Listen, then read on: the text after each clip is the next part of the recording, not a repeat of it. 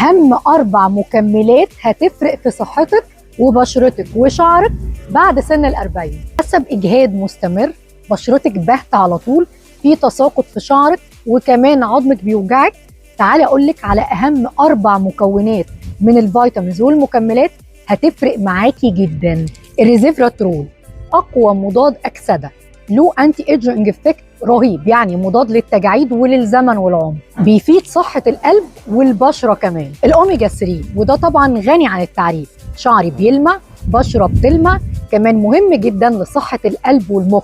حاجه مهمه جدا انه بيزود الحرق، فبيساعدني في تقليل الوزن. من اهم الفيتامينات اللي بتنقص عندنا كلنا لاننا ما بنتعرضش للشمس بشكل كافي هو فيتامين دي 3. فيتامين دي من اهم المكملات اللي هنحتاجها عشان نقلل تساقط الشعر، عشان نعدل المود ونزود التركيز، بلس انه من الحاجات المهمه جدا اللي بتسرع الحرق في الجسم. فيتامين كي 2 من الحاجات اللي ناس كتيره ما تعرفش عنه كفايه وبنهمله، ولو انه من اهم الفيتامينات المهمه لصحه قلبك وعظمك، ومهم قوي الدمج بينه وبين فيتامين د، فالافضل ان انا اخد فيتامين واحد بيجمع الاثنين. انت بقى بتستخدمي ايه من دول؟ اكتبي لي في الكومنت، ولو قررتي تهتمي بنفسك بعد سن ال40 اكتبي لي في الكومنت وانا هرد عليكي.